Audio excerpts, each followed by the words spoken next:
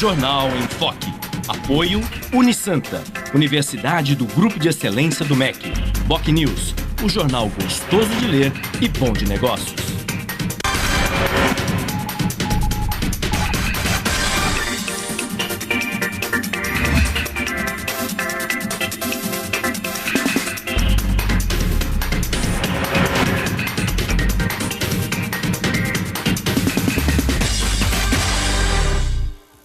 Olá, bom dia. Começa agora pela Santa Cecília TV ao vivo, uma nova edição do Jornal em Foque. E nesta sexta-feira, 25 de abril, nós estamos recebendo com muito prazer o subsecretário de Estado de Desenvolvimento Metropolitano, órgão ligado à Casa Civil do Governo de São Paulo, o ex-deputado Edmur Mesquita, do PSDB, e a colega jornalista, repórter do semanário BocNews, Nara Assunção. Vamos conhecer agora as manchetes de hoje com a colega jornalista Paula Paparelli. Bom dia, Paula. Bom dia, Chico. Bom dia a todos. O jornal A Tribuna traz a manchete: madrugada termina mais cedo. Na Folha de São Paulo, Padilha indicou o executivo para doleiro, aponta a Polícia Federal. No Estadão, Polícia Federal liga ex-ministro Padilha à empresa de doleiro preso. No Santa Portal, Júlia Sebastian conquista mais um ouro para a Unisanta no troféu Maria Lenk. No site do BocNews, segundo pesquisa, mães comprarão presentes para elas mesmas. No G1 Santos e região, mãe dá luz a bebê morto e afirma que foi negligenciada.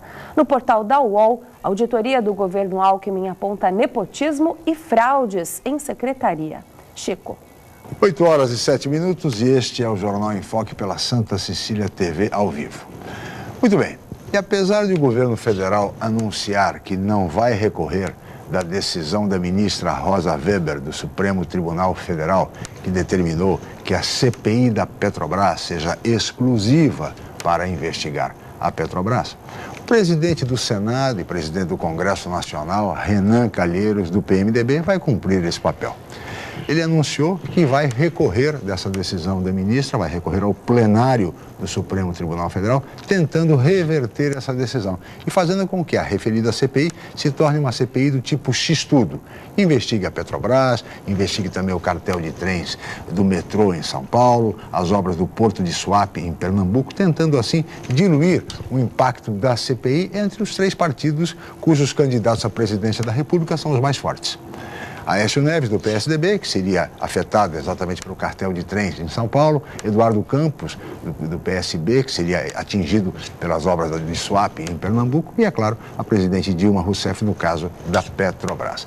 É lamentável essa posição do presidente do Senado da República, até porque o Senado e o Congresso estão abdicando da sua função básica, uma delas que é de exatamente fiscalizar o Executivo e de investigar ações que prejudicam o país e que trouxeram um rombo enorme ao erário, especialmente à empresa, a Petrobras. Isto porque, como se sabe, a compra da refinaria de Pasadena nos Estados Unidos pela Petrobras trouxe um rombo de mais de $1 bilhão. Até porque essa compra é efetuada em 2006 e um ano antes essa mesma refinaria havia sido vendida por um preço 20 vezes menor. E isto precisa ser devidamente apurado. O que se espera é que o plenário do Supremo Tribunal Federal mantenha a decisão da ministra Rosa Weber para que essa CPI seja constituída o quanto antes. Porque se continuar assim, daqui a pouco vem a eleição e a CPI vai ser simplesmente arquivada, o que não poderia acontecer, até porque a população brasileira espera exatamente que essa situação da Petrobras seja apurada devidamente. No programa de hoje nós vamos falar sobre isso, vamos falar sobre política, sobre eleições gerais, entre outros temas ligados também à questão metropolitana, não apenas da nossa região, mas de todo o estado de São Paulo, com o subsecretário Edmur Mesquita. Mas tudo isso vocês acompanham assim que a Paula informar a previsão do tempo e o movimento de balsas e estradas para hoje. Paula.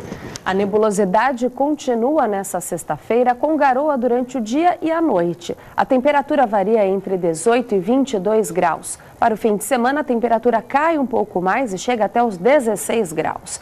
A previsão é de chuva com algumas aberturas de sol. As ondas podem chegar a 1,5 metro nas praias da região. E as estradas? O tráfego segue normal no sistema Anchieta Imigrantes. Ponto de lentidão apenas na chegada a São Paulo pela Anchieta devido a um acidente. A concessionária não informou se há vítimas.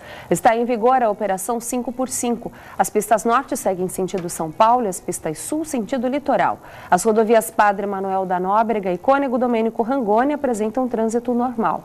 Balsas. A travessia entre Santos e Guarujá opera com 7 embarcações, o tempo de espera é de 10 minutos. Guarujá-Bertioga opera com uma embarcação e o motorista aguarda 20 minutos na fila.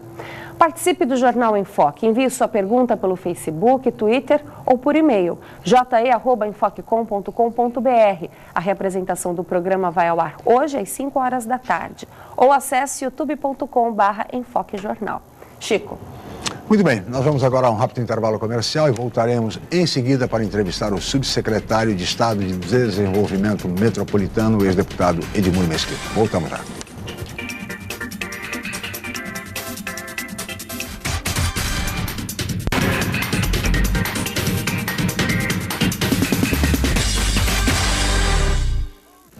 Você ainda tem dúvidas sobre a carreira profissional? Então não perca a 25ª Feira de Profissões da Unisanta.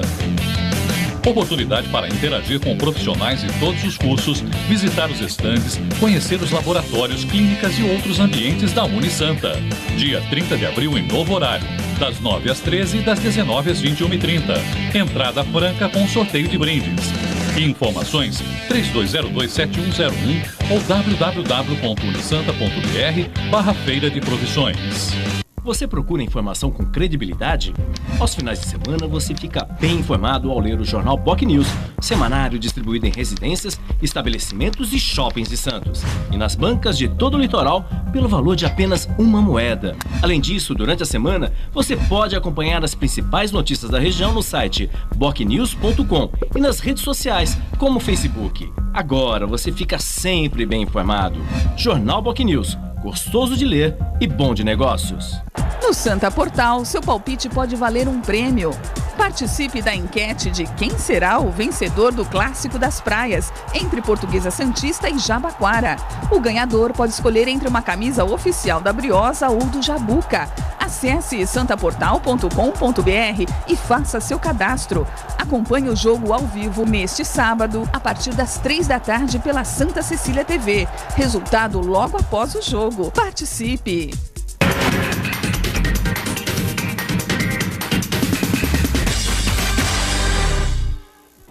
Muito bem, estamos de volta com o Jornal em Foque desta sexta-feira, 25 de abril, e hoje recebendo com muito prazer o subsecretário de Estado de Desenvolvimento Metropolitano, Edmur Mesquita, do PSDB, e a colega jornalista, repórter do semanário BOC News, Nara Assunção. E vamos ver agora o VT, a reportagem do programa de hoje. Paula. O novo presidente da Companhia Docas do Estado de São Paulo tomou posse nesta quinta-feira. A solenidade foi na sede da Codesp em Santos. A reportagem é de Beatriz Lopes. Angelino Caputo e Oliveira assume a partir de hoje o comando do maior porto da América Latina. O novo presidente ocupava o cargo de assessor da Casa Civil, onde ajudou na formulação de um novo marco regulatório no setor portuário. O primeiro desafio dele será exatamente implantar um novo sistema de gestão na companhia. A gente acabou de contratar uma consultoria, nós vamos comparar os processos portuários que acontecem aqui com as melhores práticas mundiais, vamos identificar eventuais lacunas e implementar essas melhorias. Um modelo que traz metas para os diretores da empresa, para que os processos internos da Codesp sejam adequados às necessidades do povo. O novo presidente terá outros desafios pela frente. É necessário melhorar a logística dos transportes nas rodovias que dão acesso à Baixada Santista, evitando o caos nas estradas e nos acessos aos terminais nos períodos de safra. Uma das medidas criadas pelo governo foi o agendamento para descarregar. O balanço que a gente tem hoje é que o resultado foi positivo, o agendamento influenciou positivamente o tráfego e a gente vai ter na semana que vem um balanço mais organizado sobre isso, inclusive com números. Muito bem, aí está a reportagem, a posse do novo presidente da Codesp, o senhor Angelino Caputo, que era assessor da Casa Civil, portanto assessor da presidente Dilma Rousseff. E essa nomeação, substituindo o engenheiro Renato Barco, funcionário de carreira da Codesp, enfim, foi diretor da empresa, me parece, subsecretário Edmur Mesquita, que centraliza em demasia as decisões relativas ao Porto de Santos. Há algum tempo discutia-se muito a regionalização do Porto de Santos.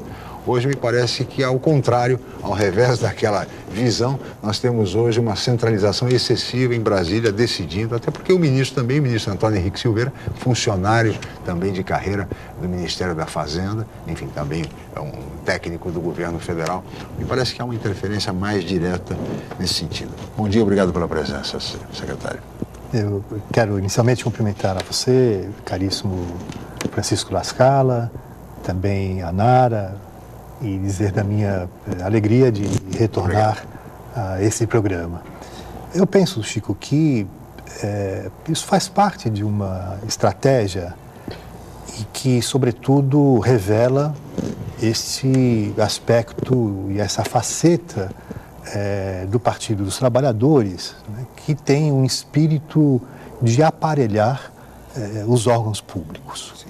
O Renato Barco, que deixa agora a direção da CODESP, é um funcionário antigo, um funcionário respeitado, um funcionário competente, fez um bom trabalho do ponto de vista da gestão da CODESP e tinha essa identidade com os funcionários. Isso é muito importante, né? É claro que a gente percebe que há esse processo de centralização. Há quanto tempo que esse tema foi debatido, né? O processo de descentralização, o processo de regionalização do porto. Ora, não tem cabimento... Aliás, me permite, o PT defendia a regionalização do porto, tem até uma lei estadual autorizando o governo a regionalizar o porto na época em que o país era presidido pelo presidente Fernando Henrique Cardoso. É verdade. Mudou muito, viu? Houve essa iniciativa, né, de uma parlamentar daqui da Baixada Santista que apresentou um projeto de lei na Assembleia Legislativa autorizando o governador a regionalizar o porto. Quer dizer, algo, inclusive, sem sentido, porque o porto, do ponto de vista de atribuição, é uma responsabilidade do governo federal. Sim. Né? E, justamente, a luta, que foi uma luta com a participação de setores importantes da sociedade civil, dos empresários que trabalham diretamente na atividade portuária, dos trabalhadores, enfim, da mídia, da imprensa, existia um certo clamor no sentido de que não tem mais cabimento, é inaceitável que o maior porto do Hemisfério Sul, a cidade de Santos, não tenha a menor participação do ponto de vista da gestão. Claro. Né? As outras cidades da nossa região metropolitana também não possam apresentar as suas propostas, né? E, sobretudo, pensando no futuro do Porto de Santos. Bem, infelizmente, essa troca, eu acho que vamos aguardar, evidentemente, claro, o trabalho que o diretor-presidente irá realizar, mas a rigor é isso. Quer dizer, essas decisões, as mais importantes, elas não são tomadas aqui. Até porque essas pessoas que vêm de fora não têm a menor identidade com a região. Não conhecem a região, não conhecem os problemas da região. Não é? Até que possam se inteirar, possam ter acesso às informações mais importantes de todas as áreas, isso não é o suficiente, não basta ter as informações, é preciso ter a articulação, é preciso ter a identidade, é preciso ter o diálogo, estabelecer essa relação. Leva muito tempo, né? Leva muito tempo, né? Claro. E outra coisa, até ele tomar pé da situação minimamente, acabou o mandato. Acabou o mandato da presidente Dilma. Então, eu acho que é fundamental que quem sabe, nesse processo agora eleitoral, esse tema venha novamente à tona para que os candidatos assumam um compromisso no sentido de regionalizar o Porto de Santos, né? Fazer esta mudança tanto no que diz respeito às ações da empresa CODESP, que ela passe a ter um outro papel, e se discuta essa questão do passivo da CODESP, etc., sim, e se tome uma decisão a esse respeito. Pensou-se até um dado momento em criar uma nova empresa, justamente em função desse passivo. Claro, né? Claro. Mas o que é fundamental é que, na verdade, a região, a Baixada Santista, possa, de certa forma, interferir no processo político de definição de metas. Uma administração tripartite. Claro. Pelo menos, no sentido de que a Prefeitura de Santos, as prefeituras da região, o governo do Estado e o governo federal participem da condução dos negócios do Porto de Santos, o mais importante do Brasil, da América Latina, e como bem disse o secretário do Hemisfério Sul. Nara Assunção, bom dia, obrigado pela presença. Bom dia, Chico, bom dia, Edmundo. Bom dia. Bom dia a todos, é um prazer estar aqui novamente no programa. Em relação ao Porto, hoje tem até um projeto importante, principalmente na Câmara do Guarujá, que é em relação até à criação do Porto de Guarujá, juridicamente falando, né? Como que você vê essa questão? Olha, essa também é uma discussão em Guarujá que já tem algum tempo. Né? O pessoal do Guarujá não gosta que chame de margem esquerda, né? Porto de Guarujá. O Porto tem que ser de Guarujá. Bem, vamos ver como isso irá evoluir, né? Do ponto de vista jurídico e técnico, é possível, o município teria essa autonomia, né, para tomar essa decisão. Muito provavelmente o judiciário talvez tenha que se manifestar a esse respeito, não é? Eu acho que a iniciativa é importante, né? Porque, na verdade, acaba passando para a sociedade esta preocupação, essa visão de que o Porto de Guarujá, o município, a cidade, as pessoas, os empresários, as forças políticas, né, os comerciantes, enfim, todos possam fazer parte, né, ser incluídos nesse processo, portanto, do Porto de Guarujá. Então, eu creio que a iniciativa, apesar de ter um caráter, eu diria, um pouco mais político, mas é positivo nesse aspecto, né, porque está apontando para um determinado caminho. Muito bem. Secretário, amanhã o Estado de São Paulo ganhará uma nova região metropolitana. É a região de Sorocaba, é isso? Isso. Então, e evidentemente essa criação da região metropolitana de Sorocaba está afeta a sua secretaria, Secretaria de Desenvolvimento Metropolitano do Estado de São Paulo. Qual a sua expectativa em se criar uma nova região metropolitana no Estado de São Paulo e numa região importantíssima como aquela região de Sorocaba? De fato, o governador Geraldo Alckmin, ele enviou uma mensagem, um projeto de lei complementar à Assembleia Legislativa, propondo, portanto, a criação da região metropolitana de Sorocaba, que será composta por 26 municípios. Esse também é um debate antigo que era realizado naquela região. É uma região que, do ponto de vista técnico, pelo parecer exarado pela Implaza, que é a empresa de planejamento metropolitano do Estado de São Paulo, que contribui de forma muito efetiva e tem técnicos da mais alta qualificação, são muito eficientes, trabalham nessa área da chamada governança metropolitana e também discutem o seu conceito até de maneira internacional, tem experiência até internacional. E o parecer apresentado, portanto, pela Implaza foi nesta direção, né, que tecnicamente se justifica a criação da região metropolitana de Sorocaba. Naturalmente, quando se fala nessa questão de natureza técnica, isso está vinculado aos preceitos definidos na Constituição Federal, também na Constituição Estadual e em leis ordinárias, né? Bem, então, a região metropolitana de Sorocaba se incorpora a chamada macrometrópole paulista, né, que ficará agora com 209 municípios. Né? Então, nós teremos a região metropolitana de Santos, composta por 9 municípios, a região metropolitana de São Paulo, 39 municípios, a região metropolitana do Vale do Paraíba, também 39 municípios, a região de Campinas, com 19 municípios, a aglomeração urbana de Piracicaba com 22 municípios, a aglomeração urbana de Jundiaí com 7 municípios e agora então Sorocaba com 26.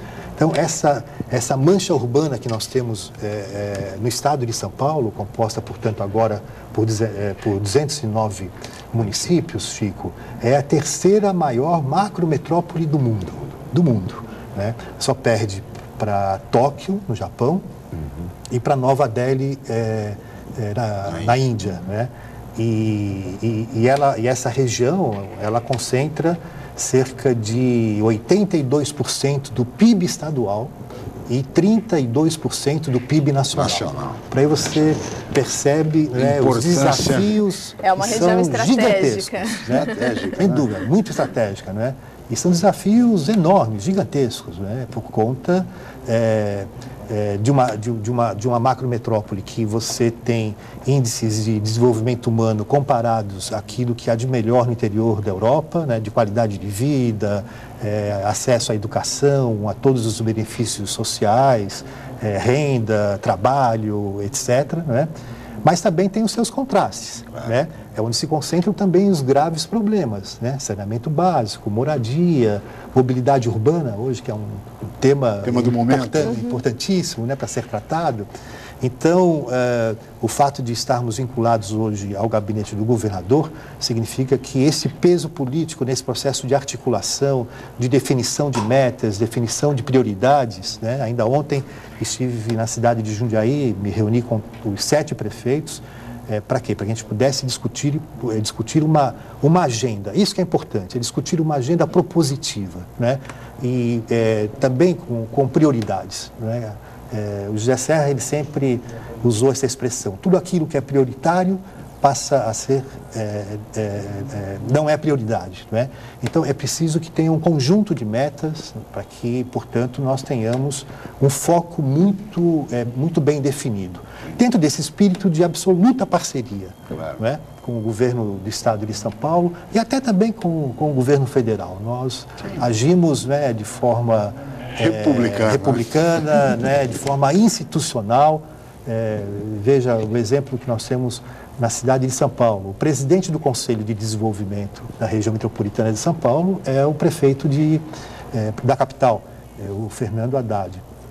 Nós temos com ele uma relação institucional das melhores, né? É comum, inclusive, na média, e a cada 10 dias, o governador conversa com ele, ações conjuntas são desenvolvidas, né? Então, ele tem essa compreensão de que, olha, uma coisa é o processo político eleitoral. Aí cada qual vai, naturalmente, apresentar as suas propostas, a visão de mundo, né, o que deve ser corrigido aqui e acolá, etc., né? Agora, depois que o processo eleitoral passou, aí não, você tem que ter uma visão mais generosa, né? E pensar, naturalmente, na população. Pensar na população independente de onde esteja. Até porque você criar uma região metropolitana, você tem um desafio até de deixar só de ser a nomenclatura, né? E fazer realmente aquela região. A gente tem uma dificuldade super grande aqui, que são 9 municípios. Imagina numa região com 26. Não, você imagine na área São Paulo, são 39 municípios. Só a capital é algo, né, impressionante, né? Mas, mesmo assim, eu penso que essa é uma tomada de consciência também. Esse é um processo, né? Aqui na Baixada aconteceu muito, não é? Um dado momento houve um certo ceticismo. Foi a primeira região metropolitana a ser criada depois da capital, no estado de São Paulo. Eu diria que até antes da capital no seguinte aspecto, Chico, porque a de São Paulo ela foi criada no período da ditadura, no período autoritário, e por decreto, não é? Então, carecia de legitimidade, né? Tanto que o governador, tendo essa compreensão da importância do aspecto democrático, da participação da sociedade, né, de interagir com os problemas e buscar, ao mesmo tempo, soluções para esses problemas que são comuns a tantos municípios, né? Tanto que, então, o governador ele enviou uma mensagem também para a Assembleia, reformulando a região metropolitana de São Paulo. E, com isso, então, deu legitimidade neste ato, né? Agora, com esse aspecto, né, na verdade, a de Santos foi a primeira a ser criada. A nossa região foi a primeira. Exatamente. Aliás, falando nisso, secretário, nós temos aí imensos desafios e também muitas prioridades. Aliás, tudo é prioritário na nossa região. Discute-se muito, o senhor acabou de falar aqui, em mobilidade urbana. Mobilidade é o tema do momento, obras, enfim, o VLT, o túnel Santos-Guarujá, a entrada da cidade, enfim, há tantos projetos, enfim. E gargalos a serem resolvidos, né? Gargalos também. Agora, discute-se muito, secretário, a questão da mobilidade urbana, mas eu vejo que se discute pouco na nossa região um outro problema gravíssimo, seríssimo, que é a questão habitacional. Nós temos um déficit imenso de moradias na nossa região, da ordem aí, segundo o último levantamento, de quase 100 mil moradias. É um número expressivo e eu sinto que discute-se pouco a questão habitacional, a política habitacional. Por que isso acontece, secretário? Mas eu gostaria que o senhor respondesse no próximo bloco.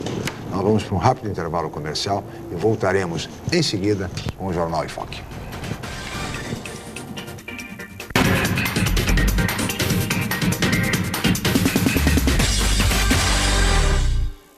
A Unisanta, mais uma vez, entre as melhores universidades do país, pelo Guia do Estudante 2013 da Editora Abril. Na região, é a universidade com maior número de cursos avaliados pelo Guia do Estudante, com a excelente nota 4. A Unisanta foi incluída no seleto grupo de excelência do MEC, no qual estão apenas 9% de instituições de ensino superior do país. Todos os cursos da Unisanta com excelentes conceitos do MEC. Uma grande vitória pelo esforço de funcionários, professores, alunos, ex-alunos e diretores. Universidade Santa Cecília, excelência em educação. O Jornal Boc News está mais perto de você. O semanário que tem na credibilidade a sua marca registrada está disponível em todas as bancas da Baixada Santista. É isso mesmo. Nas 9 cidades da região, você encontra opinião com credibilidade e informação de qualidade sempre aos finais de semana. E o melhor, pelo valor de apenas uma moeda. Peça o Boc News ao seu jornaleiro. Jornal Boc News, gostoso de ler e bom de negócios. Campeonato Paulista é na Santa Cecília TV. Só aqui você acompanha os jogos dos times da nossa região. Neste sábado, Portuguesa e Jabaquara. Ao vivo, direto do estádio Urico Mursa, a partir das 3 da tarde. Campeonato Paulista é emoção do começo ao fim. Exclusivo. Cobertura completa no santaportal.com.br e no caderno regional. Reapresentação neste domingo, à 1 da tarde. Realização Federação Paulista de Futebol. Apoio Nita Alimentos. Leve momentos deliciosos para a sua casa. Atri Fiat, em Santos e São Vicente. Promoção Sistema Santa Cecília de Comunicação.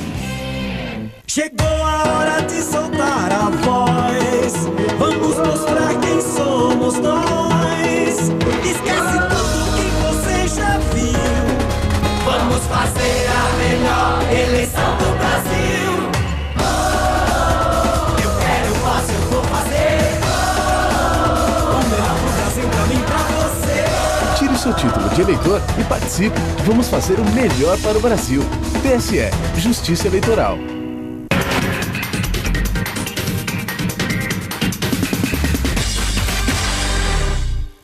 Muito bem, estamos de volta com o Jornal em Foque desta sexta-feira, 25 de abril, e hoje recebendo com muito prazer o subsecretário de Estado de Desenvolvimento Metropolitano, o ex-deputado Edmur Mesquita, do PSDB, e a colega jornalista, repórter do semanário Boc News, Nara Assunção. No bloco anterior, eu deixei uma questão, secretário, com relação à política habitacional. Fala-se muito em mobilidade urbana, especialmente na nossa região, e fala-se pouco, discute-se pouco, realiza-se pouco em termos de habitação popular. Por que isso acontece? Olha, Chico, eu penso que o diagnóstico, né, todos nós temos, né? A gente sabe qual é o déficit, onde ele se encontra, nas cidades que têm um nível maior de necessidade de se desenvolver uma política habitacional. Nós temos uma dificuldade concreta que é a seguinte, é a ausência de terrenos. Isso é real, né? Então, quando, por exemplo, é feito um termo de cooperação, um convênio celebrado entre o governo do estado e as prefeituras para que essa política habitacional ela possa ser desenvolvida, o que está previsto desses termos que estão assinados, né, é de que o município se obriga a fazer, portanto, a doação do terreno para o Estado. E o Estado, então, constrói, por uma série de mecanismos existentes, seja por intermédio da CDHU, seja por intermédio da Casa Paulista, né? Agora, essa dificuldade do terreno é uma dificuldade concreta e real, porque se nós pensarmos assim, olha, temos que fazer desapropriação, tudo bem, Mas esse custo, quem é que vai arcar com esse custo? Sim. Né? Ele pode ser depois jogado para o valor do imóvel. Sim, mas desse viés metropolitano, secretário, de fato, Santos nós temos muita dificuldade, uma cidade muito adensada, uma ilha, mas nós temos áreas em outros municípios, quer dizer, é a perspectiva metropolitana. Mas essas áreas, elas estão distantes dos centros urbanos, é preciso levar isso em consideração, né? E aí, então, quando você naturalmente desenvolve um condomínio numa área que seja distante, né, dos centros urbanos, você tem que pensar no processo de acessibilidade, Sim. na mobilidade, na educação, nas escolas, postos de segurança, né, de saúde. Então, isso encarece barbaramente, né, de forma muito expressiva. Então, não é naturalmente uma solução simples. Eu penso que a Baixada está desenvolvendo um programa com essa característica metropolitana muito importante, que é modelo para o país, que é o projeto de recuperação socioambiental da Serra do Mar. Ora, aquilo era, como nós sabemos, um tabu enorme, né? Ninguém mexia naquilo. O que aconteceu é que quando a Anchieta foi construída no início aí da década de 30, depois inaugurada na década de 40 pelo governador Adhemar de Barros, os trabalhadores começaram, naturalmente, a ocupar aquela região porque estavam trabalhando naquelas cotas, né? Depois eles permaneceram e isto foi se expandindo, né? Então, cria o rabicho daqui, dali. Né? Exato, sem dúvida. Em Bertioga a gente tem o mesmo problema, ali por conta até principalmente do Riviera, que não teve esse planejamento. Claro. Além disso, né, da ausência desse planejamento, não houve uma preocupação de estabelecer um congelamento para evitar que novas famílias pudessem ocupar esses locais, né, que são áreas de risco. Áreas de risco no nível praticamente máximo, que é o nível chamado nível 4. Né? Bem, então o governo do estado desenvolveu esse programa, né, de remoção dessas famílias, são 5.350 famílias, com investimento da ordem de 1 bilhão e 200 milhões de reais. Né? Tem capitais no Brasil que não recebem investimentos dessa magnitude. Né? Então, esse é um projeto que também foi desenvolvido em diversas cidades aqui da Baixada Santista, ou seja, o Estado ofertou para os moradores das cotas 95, 200, etc., ofertou a possibilidade deles morarem também nas cidades de São Vicente, de Mongaguá, de Itanhaém, até no ABC. Né? Então foi um processo que no começo houve uma certa dificuldade. O Lara desenvolveu um papel brilhante naquele período, no início do projeto. Depois eu assumi as funções do Lara e já no momento mais difícil, que era o início da execução do projeto, então havia uma certa desinformação sobre o conteúdo do projeto, né? E também, claro, você mexia com alguns interesses ali incrustados nessas cotas, né? Interesses dos mais variados. Enfim, então, acho que esse projeto de recuperação socioambiental da Serra do Mar é uma referência fundamental do ponto de vista metropolitano e dentro de uma visão muito moderna, Chico e Nara, porque foi desenvolvido um projeto arquitetônico diferenciado, né? Terminando com aqueles caixotões, certo? Aquilo é uma arquitetura horrível, né? Então, hoje não. O projeto que foi desenvolvido pelo Lair, ex-secretário de Habitação do governo José Serra, ele teve o conceito de cidades novas, né? Então, imóveis sobrados, né? Com prédios com 3 andares, com 5 andares, com 7 andares, com áreas institucionais, ciclovias. Sim, como tem que ser, né? Como tem que ser, né? Áreas de lazer, né? De cultura, espaços para cultura, esportes, e assim por diante. Eu só acho que se deveria se preocupar mais com a habitação, não apenas na nossa região, mas no Brasil como um todo. Sim, com certeza. E aqui em Santos a gente encontra problemas que, ao meu ver, são absurdos, que é a existência ainda de palafitas em Santo São Vicente, a questão até da Vila Santa Casa, que até hoje é um problema histórico ali na Encruzilhada que não Já existiram diversos projetos e nenhum até o momento conseguiu sair do papel. Tem até o terreno que fica na frente, né? Então, quer dizer, não é falta de terreno, é falta de interesse, de investimento, não sei o que seria nesse caso. Às vezes, algumas barreiras são colocadas no que diz respeito a alguns aspectos ambientais, né?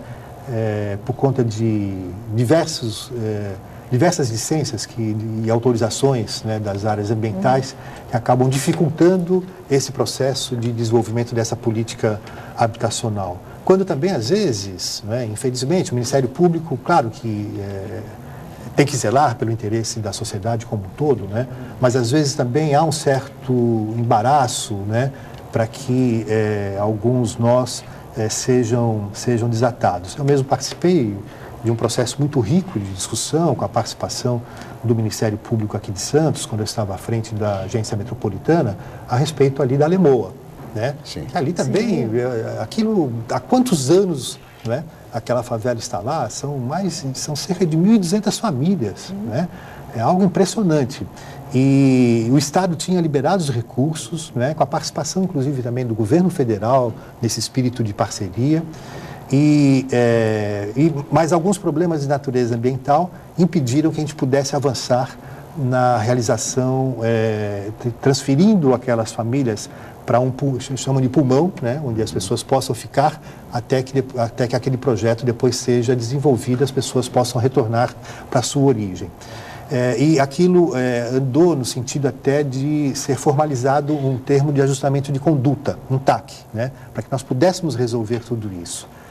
Avançamos bastante, o Ministério Público teve a sensibilidade para compreender isso e a importância de transformar aquela favela num local de moradias dignas, né?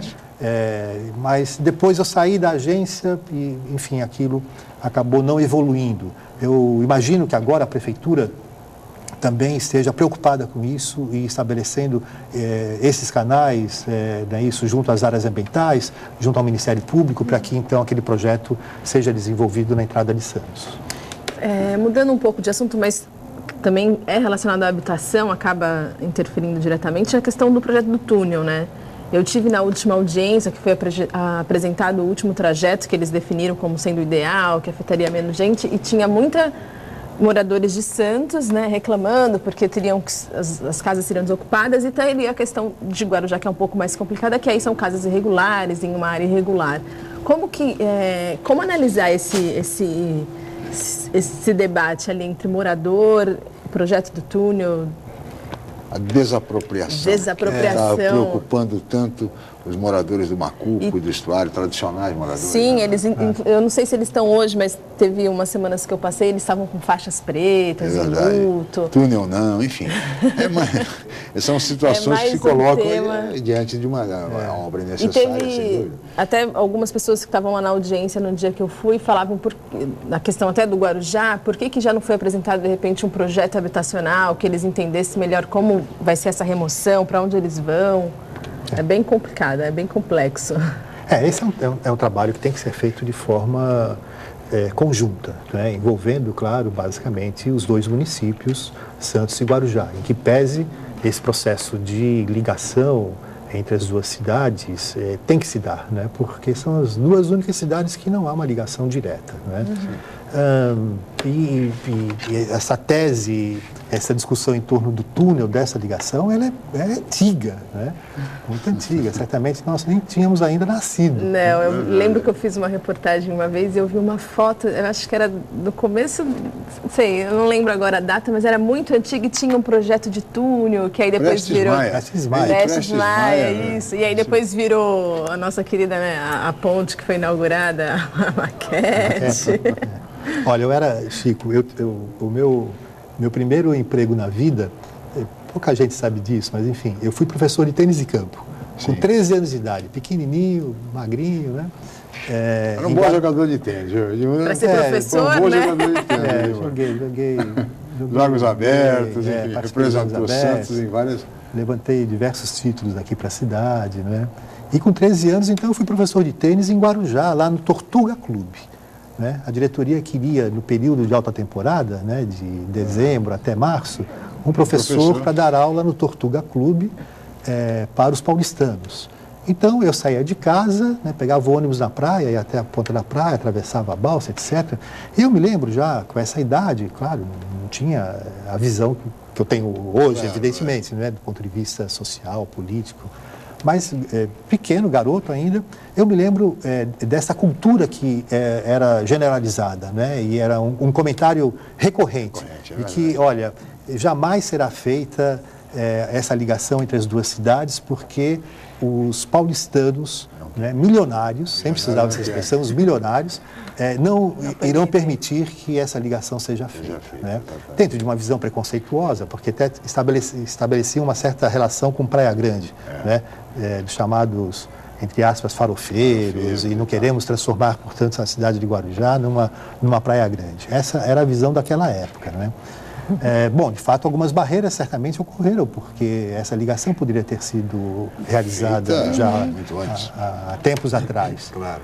Agora, o projeto que foi apresentado, Nara e Chico, pelo governo do Estado de São Paulo, por intermédio da Dersa, o presidente Laurence, foi o melhor que a gente pudesse criar, né? Quer dizer, foram elaborados diversos cenários, fizemos as discussões com a CODESP, né, com a Associação Comercial, com o CAP. O CAP teve acesso a essas informações, esse projeto foi debatido também. As audiências públicas, eu participei delas, né? Ali, elas foram, olha, foi uma experiência. Eu estou na vida pública há 30 anos. Eu diria que foi uma das piores experiências da minha vida pública, nesta participação que eu tive nessa audiência pública aqui em Santos. Em São Luís do Guarujá foi absolutamente pacífica, tranquila, sem nenhuma dificuldade. Até porque no Guarujá os moradores querem.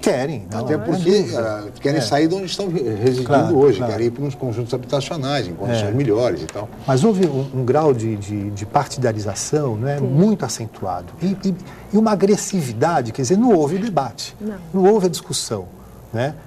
Claro que o governo estava ali, inclusive, para saber das sugestões que pudessem ser apresentadas e depois discuti-las, né?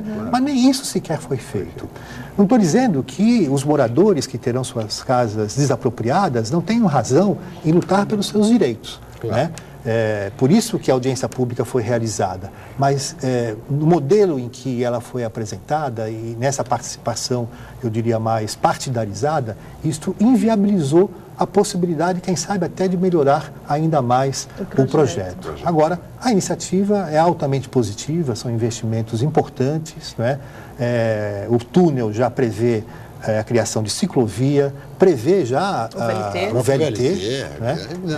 Passagem para pedestres, então será algo importante para o desenvolvimento da nossa região. E com relação à desapropriação, a garantia aqui do próprio prefeito Paulo Alexandre, do dirigente da Dersa, da construção de um conjunto habitacional para exatamente aqueles moradores que quiserem se mudar das suas casas para esse conjunto ali mesmo no bairro. Vamos aguardar para verificar esse projeto. Esse projeto será um projeto também que contemple toda a qualidade de vida necessária para os moradores. Tá certo? Chico, só para complementar um segundo que é importante. A desapropriação, o governo do Estado paga o valor de mercado. De mercado. Então é feito levantamento pela CPOS, isso é feito de forma detalhadamente, de tal maneira que o morador não será prejudicado do ponto de vista financeiro, né? Mas aqueles que não quiserem, evidentemente, poderão se mudar para esse conjunto habitacional que também será construído pelo governo de São Paulo. Então, vamos para mais um rápido intervalo, voltaremos em seguida com o Jornal em Foque.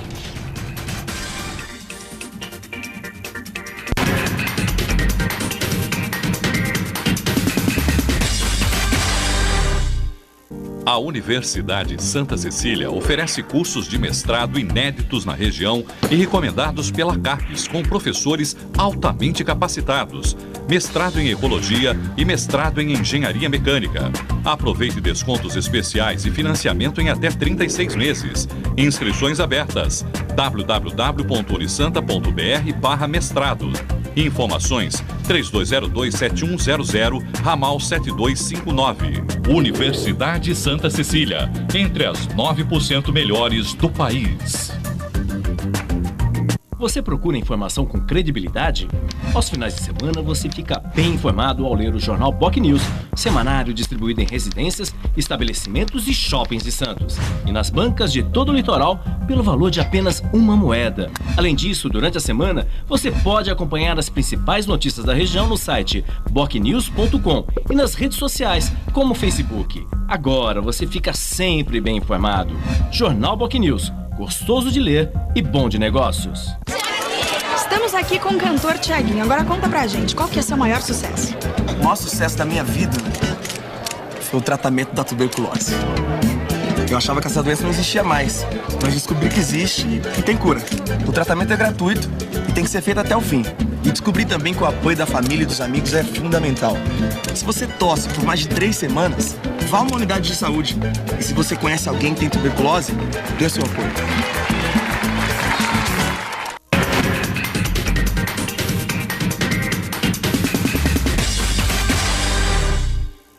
Muito bem, estamos de volta com o Jornal em Foque desta sexta-feira, 25 de abril, e hoje recebendo com muito prazer o subsecretário de Estado de Desenvolvimento Metropolitano, ex-deputado Edmur Mesquita, do PSDB, e a colega jornalista, repórter do semanário BOC News, Nara Assunção.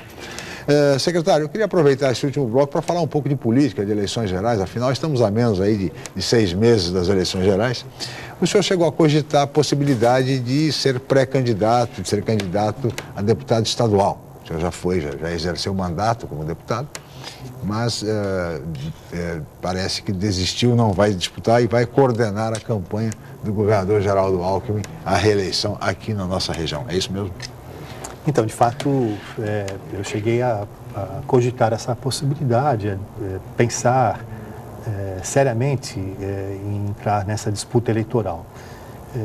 Seria uma oportunidade interessante, claro, né, aqui na Baixada, em função do trabalho já realizado já há tantos anos, né? Eu trabalho na macrometrópole também. Pois isso também eu teria bons apoios que eu nunca tive nas disputas eleitorais que eu fiz, né, para deputado. Apoios de prefeitos, né, vereadores, pessoas influentes na cidade, claro, lideranças importantes, né? Eu teria certamente um retorno, do ponto de vista eleitoral, muito expressivo. Mas eu tive que pensar e ponderar, Chico, também outros aspectos, né? Até do ponto de vista, naturalmente, pessoal. E acabei, então, tomando essa decisão de não ser candidato e vou cumprir com o papel aqui na Baixada Santista, né, de coordenar a campanha tanto do governador, como também do nosso candidato à presidência da República, o Aécio Neves, como fiz da outra vez, na última campanha, né? E também vou estabelecer esse canal de interlocução em todas as regiões metropolitanas, com os coordenadores municipais, os coordenadores regionais. Sim. Então, não sei, talvez seja até muito mais cansativo do que ser candidato, né? E vai continuar pensando metropolitanamente. Nossa, claro, foi difícil de sair essa. Só que aqui fixado na região, né? Fixado na Baixada Santista. Evidente. Então é um papel, claro, que eu gosto, né? Quer dizer, é algo que me dá alegria. Sou muito comprometido com tudo isso, estou muito comprometido também com o projeto de reeleição do governador Geraldo Alckmin. É fundamental, não para a democracia no país, inclusive, né? Além de todo o trabalho que ele desenvolve, é uma pessoa honrada, séria, digna. Você não vê que a eleição excelente gestor. Está muito, muito equilibrada? Eu tenho a impressão que a eleição em São Paulo ela vai ser mais interessante do ponto de vista político, pelos nomes que estão envolvidos nessa disputa, o ministro Alexandre Padilha, ex-ministro da Saúde, o ex-prefeito de São Paulo, Gilberto Kassab, o empresário Paulo Scaff, presidente da Fiesp, enfim, evidente, o governador Geraldo Alckmin. Ou seja, de repente até, quem sabe, o deputado federal Márcio França, aqui da nossa região, pelo PSB. Mas não lhe parece, secretário, que vai ser uma eleição muito mais disputada, acirrada, equilibrada até, do que a eleição presidencial? Claro, é o que você falou, são lideranças importantes, cada qual tem as suas referências, a sua história, e são pessoas reconhecidas pela sociedade, né? Mas eu acho, Chico, que, de fato, isso que você apresentou como avaliação, eu tenho eu diria, concordância com isso. Mas essa campanha também eu acho que vai ter um caráter assim, mais federalizado. Federalizado. Né? Porque o embate político vai ser certamente muito forte. Né? E depois também tem um aspecto, eu diria, pioneiro, novo, nesses últimos anos aqui no Brasil, na disputa pela presidência da República. A presidente Dilma irá enfrentar 2 políticos tarimbados. Né? 2 políticos que, testados nas urnas, né, em diversas eleições, e que farão um embate forte. Eu não tenho dúvidas disso, né? Seja o Eduardo Campos, seja também o Aécio Neves. Portanto, eu acho que a sociedade vai estar muito envolvida nessa questão nacional. A eleição está decidida? Não está decidida. Está tudo em aberto. Você acredita numa reeleição da Dilma ou você acha difícil? Olha, eu acho que haverá segundo turno. O segundo turno acho que está garantido, né? Com quem? Bem, eu espero que seja com a Aécio, claro. Né? Mas certamente essa campanha e pelas pesquisas que estão sendo divulgadas, né? E não pelo fato dela estar caindo, né? Caiu 6% na última, 7% ou algo parecido e tal, mas muito mais por um item que é o mais importante hoje nas pesquisas, né, Chico? Um item para ser avaliado detalhadamente, que é o grau de insatisfação que a sociedade tem do governo, né? E de transformação que ela quer. 48% querem mudar. Então, para onde que foi o que isso será canalizado? Quando o Lula entrou, era mudança que as pessoas queriam, né? Agora não, esses 48%, metade do eleitorado, portanto, pelas pesquisas, essa metade quer mudança. Então, para onde a sociedade vai caminhar, né? Esse desejo, essa vontade de fazer essa mudança? Então, eu acho que será um debate onde certos valores estarão sendo debatidos, o que é muito importante, né? Os valores da democracia, né? Do respeito ao erário público, do respeito ao exercício da cidadania, da franqueza, de mostrar claramente um projeto de país. Né? Infelizmente, uma parte dessa turma que está hoje no governo federal avacalhou com o país, né? Transformou ou procurou transformar esse país numa republiqueta, né? Nós não somos uma Venezuela, com todo respeito ao povo da Venezuela, né? Nós não somos uma Bolívia, com todo respeito à população de Bolívia. Mas a verdade concreta é que ao longo desse período se cristalizou, né? Eu estou muito pessimista com relação a isso, Chico, mas muito pessimista. Se cristalizou uma cultura que você vai demorar décadas para transformar. Na verdade, houve um empenho de fortalecimento de uma, eu diria quase de uma sub-raça no Brasil. Como é que você muda isso? Né? Assistimos esses dias cenas dramáticas de pessoas sendo açoitadas. Pessoas sendo açoitadas, não importa por aquilo que elas tenham feito, né? Por isso que o Estado de Direito é fundamental, porque tem leis para que possam ser cumpridas e as pessoas que cometerem crimes, né? Sejam crimes de natureza administrativa, sejam crimes de natureza penal, contra a vida, crimes dolosos, o Estado de Direito tem as suas obrigações de cumpri-las. Agora, esse aspecto da ausência do desenvolvimento intelectual no Brasil hoje, isto é gravíssimo. Que país nós vamos legar, secretário, para os nossos filhos, para os nossos netos? Essa é uma discussão. O Brasil está no limiar da marginalidade. Ou este país estabelece um pacto, sobretudo um pacto pela educação, ou então vai ser muito difícil o Brasil sair desse cenário, desse quadro de caos em que está enfiado, em que todos nós estamos muito preocupados com toda essa situação.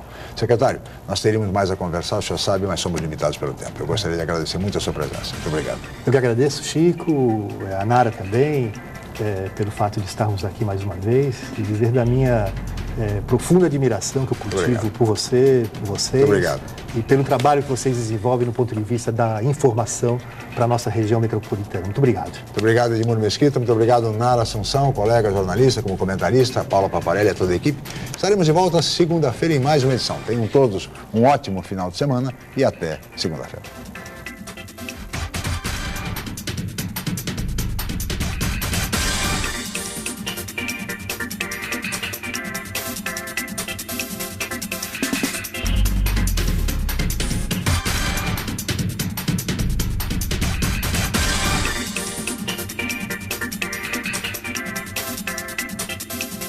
Jornal em Foque.